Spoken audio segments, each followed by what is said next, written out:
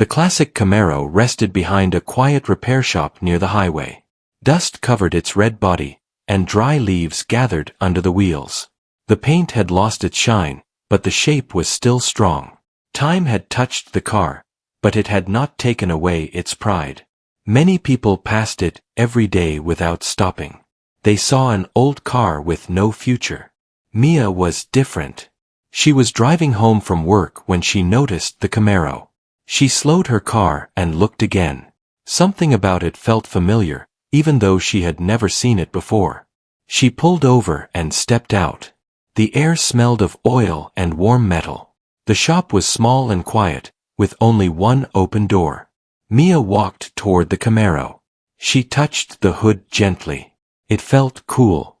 She noticed small scratches along the side, like marks left by years of travel.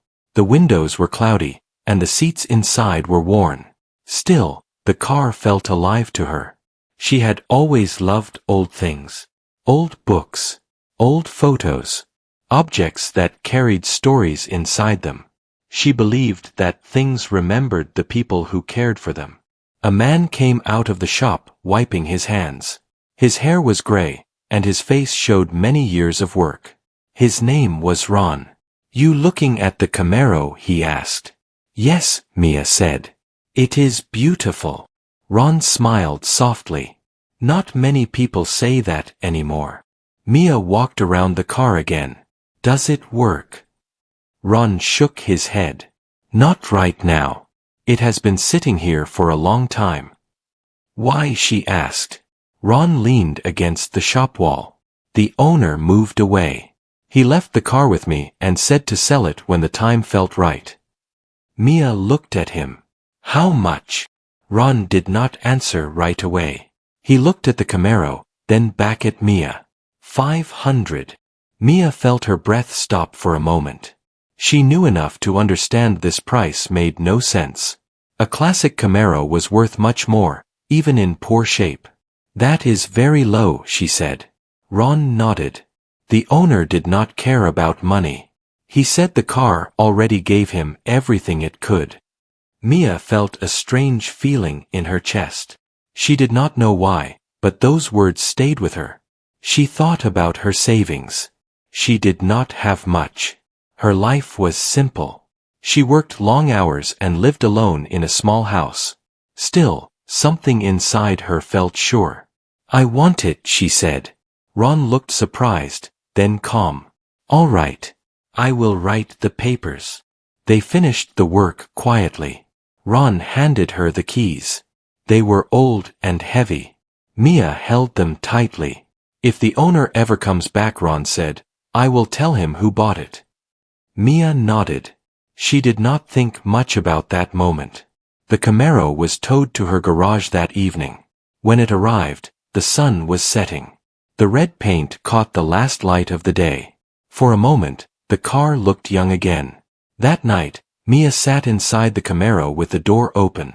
She placed her hands on the steering wheel. The inside smelled of leather and age. She noticed a small star carved into the dashboard. It looked old and careful, like someone had made it slowly. She wondered who had driven this car before her, where they had gone, what they had lost and what they had found. Over the next few weeks, Mia worked on the car every day after work. She watched videos. She read repair guides. She asked neighbors for help. Her hands became dirty. Her arms grew tired. But she felt happy. Some days were hard. Parts did not fit. The engine would not start. Mia wanted to give up more than once. But each time she looked at the Camaro, she felt like it was waiting for her, trusting her. One quiet afternoon, the engine finally came to life. It coughed, shook, then settled into a steady sound. Mia stepped back in shock, then laughed. Tears filled her eyes. She placed her hand on the hood. "You did it," she whispered. The first drive was short. The car moved slowly. It made strange noises. But it moved. People turned their heads as she passed. Some smiled. Some stared. At a gas station, an older man watched the car closely. That model remembers its driver, he said. Mia did not understand his words, but they stayed in her mind. Days passed. Mia drove the Camaro whenever she could. It became part of her life. She cleaned it. She fixed small things. She talked to it when she was alone. Then one morning, everything changed. Mia opened her front door and stopped. An envelope was taped to it. There was no stamp. No return address. Only her name written neatly on the front. Her heart began to beat faster. She did not know why. She took the letter inside and sat at the table. The paper felt old and thick. She opened it carefully. The first line made her freeze. If you are reading this, then you are the one who gave my Camaro a second life. Mia read it again. Her hands shook. The letter spoke of long roads, lost dreams, and a car that carried someone through the hardest years of their life. The writer thanked her for seeing value where others did not. The words felt heavy, full of meaning. Near the end, one sentence stood out. I had to let the Camaro go because I could not keep my promise to it anymore. Mia felt a deep ache in her chest. The letter ended with a simple message. Please meet me. There is something you deserve to know. An address was written below. Mia leaned back in her chair. Her mind raced. She did not know who the writer was or what they wanted. But she knew one thing.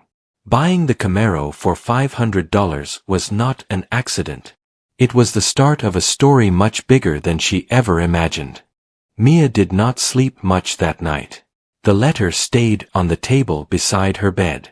Every time she closed her eyes, the words returned to her mind. The Camaro felt different now. It was no longer just a car she fixed with her own hands. It was a bridge to someone else's past. Early in the morning, Mia decided to go to the address written in the letter. She dressed simply and stepped outside. The Camaro waited in the driveway, clean and quiet. She placed her hand on the hood before getting in. It felt warm already, like it knew where they were going. The drive took almost an hour. The road led away from the city into a quieter area with old trees and long open fields. Mia followed the directions carefully. Her heart beat faster as she turned onto a narrow street lined with small houses. She stopped in front of a modest home with white walls and a low fence. The yard was neat but simple. Flowers grew along the path, carefully cared for. Mia parked the Camaro and stepped out. For a moment, she stood still, unsure. Then the front door opened. An older man stepped outside. His hair was silver, and his back was slightly bent. When his eyes landed on the Camaro, his breath caught. He did not speak right away. He walked slowly toward the car, his hand reaching out like he was afraid it might disappear. You fixed it, he said softly. Mia nodded. Yes. The man smiled, but his eyes filled with tears. I never thought I would see her like this again. My name is Mia, she said gently. I am Leo, he replied. They stood in silence for a moment. Then Leo gestured toward the house. Please come inside. Inside, the home felt warm and lived in. Old photos covered the walls.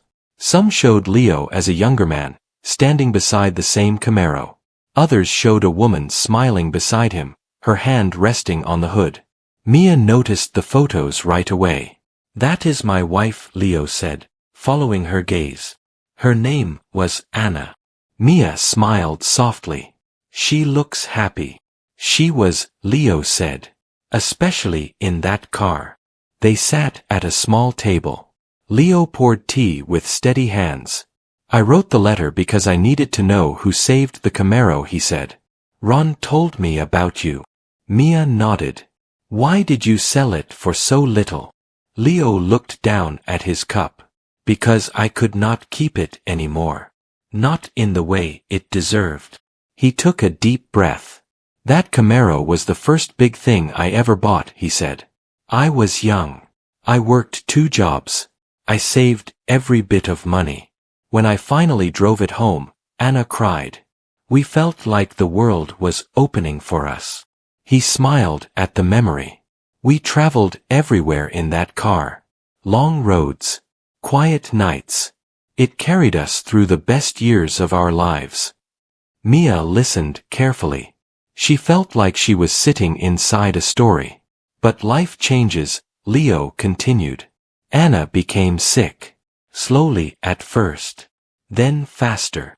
His voice shook, but he kept going. I spent years taking care of her. The car stayed parked. I told myself I would fix it someday. I promised Anna we would drive it again. Leo looked at Mia. I could not keep that promise. Mia felt tears rise, but she stayed silent. When Anna passed, Leo said, the Camaro became too heavy for me. Every time I looked at it, I remembered what I lost. I loved it, but I could not touch it. So you let it go, Mia said softly. Yes, Leo replied. I told Ron to sell it when the right person came. Not someone chasing money. Someone who would listen to it. Mia felt her chest tighten. Why did you ask me to come here? Leo reached into a drawer and pulled out a small worn notebook. He placed it on the table. This belongs to the Camaro, he said. Mia opened it carefully. Inside were notes, dates, and short messages. Oil changes. Road trips. Small drawings. At the back was a folded paper. Leo pointed to it. That is for you. Mia unfolded the paper. It was a handwritten note. I always believed the car would find its next keeper when the time was right, it read. If you are reading this, then you are part of its journey now. Mia looked up. I do not understand. Leo smiled gently. The Camaro helped me when I had nothing. It carried my love. Now it has helped you find something too. Mia thought about her life. The quiet days. The lonely evenings. The joy she felt working on the car. I never felt alone when I worked on it, she admitted. Leo nodded. That is what it does. They walked outside together. Leo stood beside the Camaro once more. He ran his hand over the hood, then stepped back. She is yours now, he said. Fully. Mia hesitated. Would you like to sit inside? Leo froze, then slowly nodded.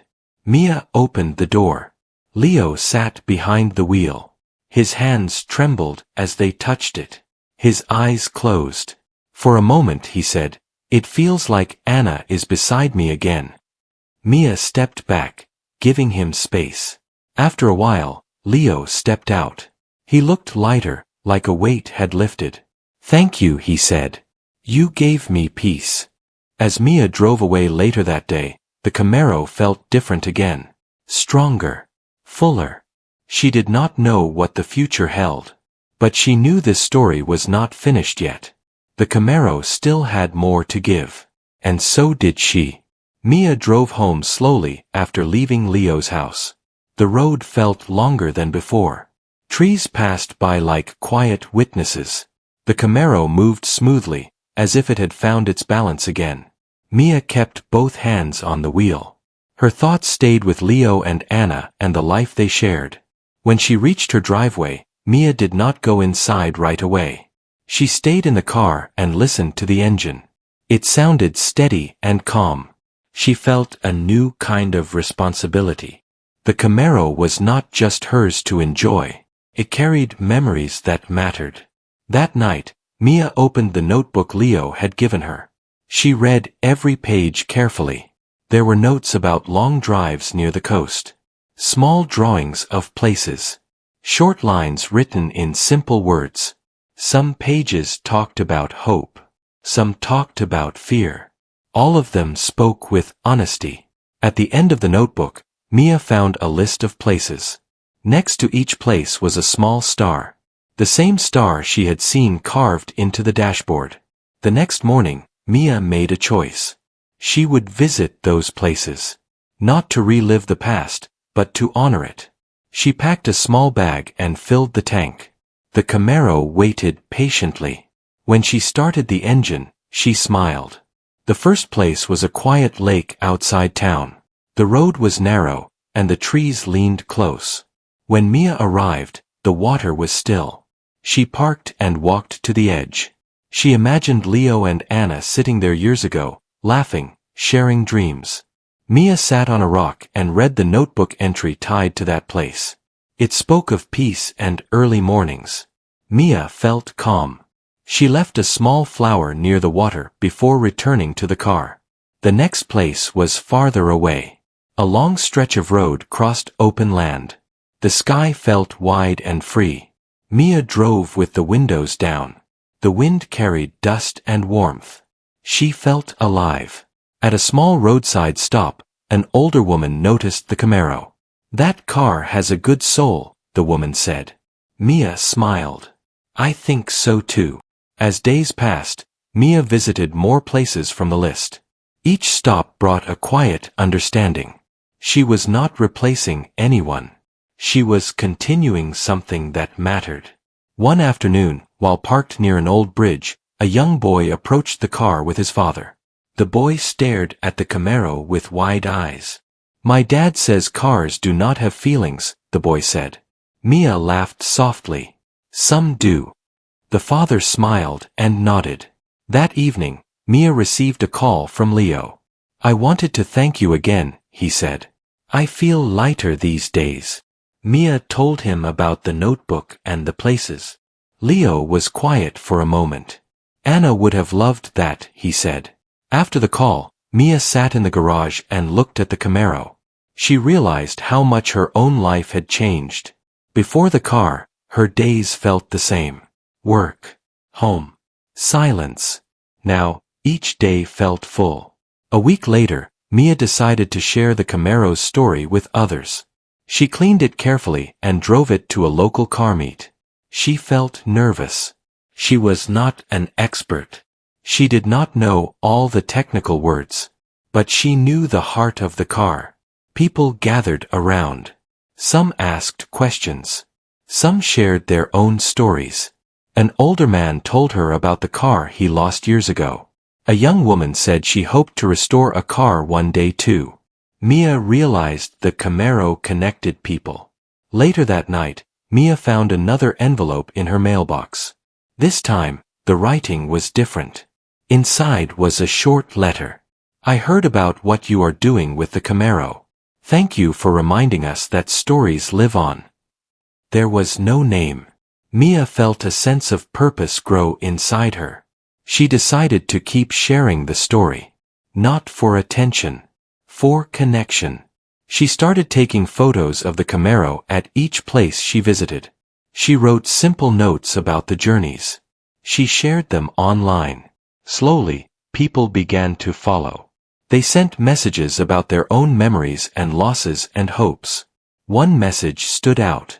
"My mother loved that same model. She passed last year. Seeing your car helped me smile again." Mia held the phone and felt tears rise. She understood then that the Camaro was doing more than carrying one story. It was helping many people remember and heal. That night, Mia went for a drive under the stars. The road was empty. The sky felt close. She placed her hand on the dashboard near the carved star. "Thank you," she said quietly. The Camaro responded with a steady hum. Mia did not know where this journey would lead. But she knew she was no longer walking alone. The past and the present were moving together now. And the road ahead was open. The weeks passed quietly, but Mia felt busier than ever. Each morning felt different now. She woke with purpose instead of routine.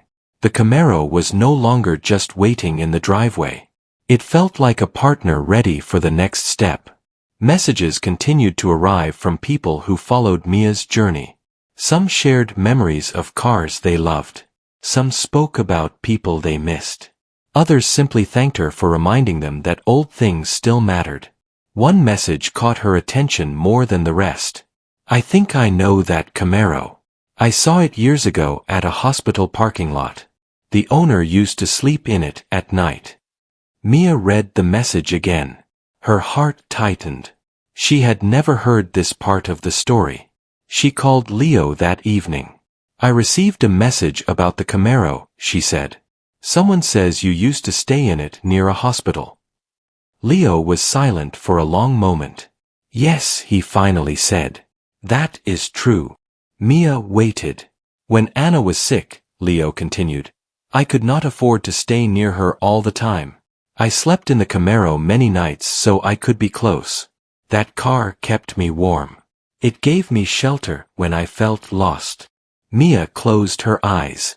She imagined the Camaro parked under hospital lights. A man sitting inside, holding on to hope. "I never told anyone that," Leo said. "I did not want pity." Mia spoke softly. "It does not make you weak. It makes the story real." After the call, Mia went into the garage and sat inside the Camaro. She rested her head against the seat. She felt respect rise inside her, deep and steady. The next weekend, Mia organized a small gathering near the lake she had visited earlier.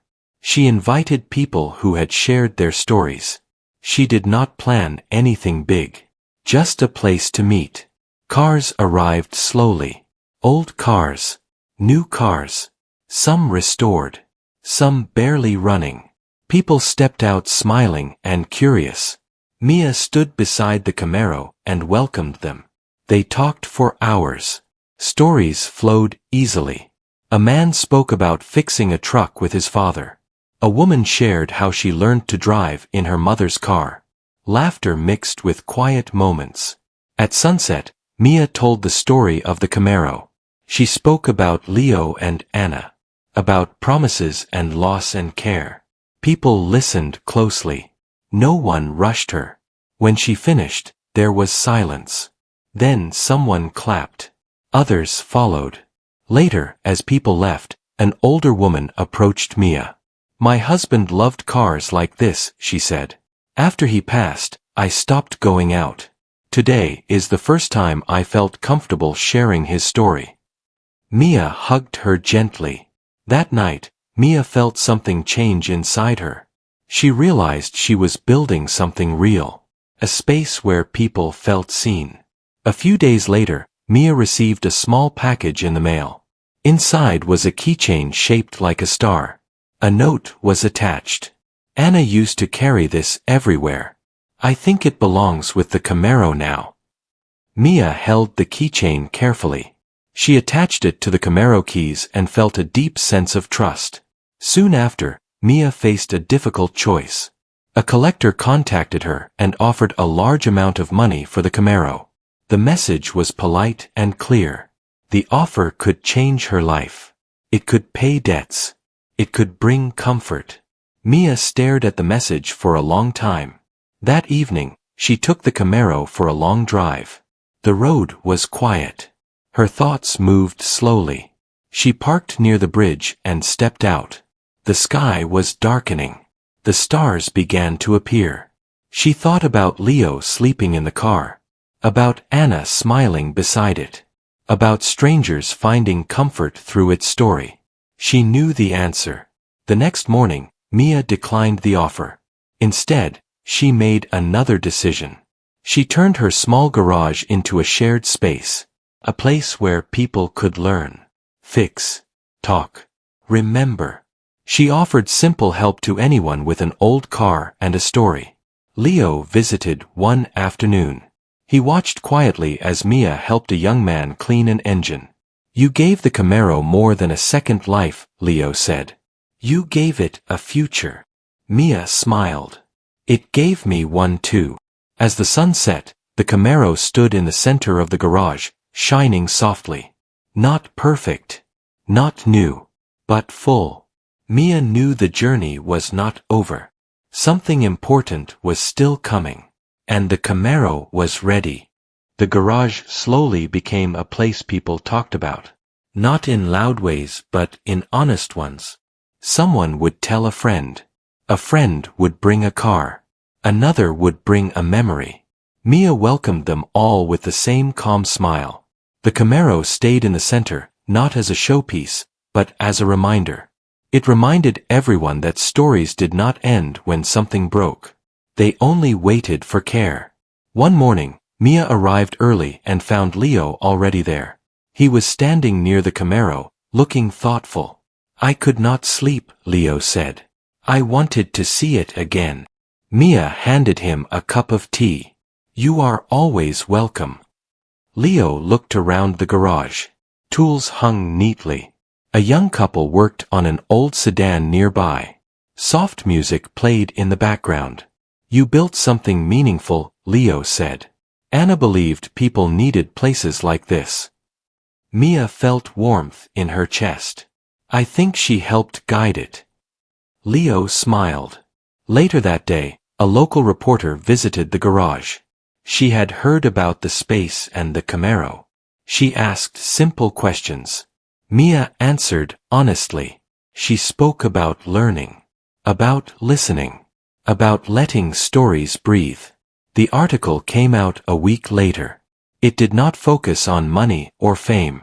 It focused on connection. After that, more people came. One afternoon, a delivery truck stopped outside. A man stepped out holding a wooden crate. He asked for Mia. Inside the crate was a small metal sign. It read "Open Road Garage." There was no name attached. Just a note. "For the place that helped me remember my father." Mia placed the sign above the door. As months passed, the seasons changed. Leaves fell. Rain came. Then spring returned. The Camaro remained steady through it all.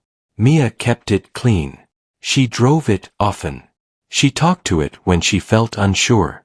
One evening, while closing the garage, Mia found another letter waiting on the table. This one was written in Leo's hand. "If you are reading this, I want you to know I am at peace. I feel lighter every day. I walk more. I laugh more. Thank you for carrying our story forward." Mia held the letter close. A few days later, Leo visited again, this time with a small box. "These are the last things I kept from the car," he said. "I think they belong with you." Inside were old photos, tickets from long trips, a map with lines drawn across it. Mia promised to keep them safe. That weekend, Mia planned something special. She invited everyone who had shared a story at the garage. She did not make a speech. She simply opened the doors. People brought food. Music played softly. Children ran between cars. Older hands rested on warm hoods. At sunset, Mia took the Camaro out one last time that day. She drove slowly with Leo sitting beside her. The road felt calm.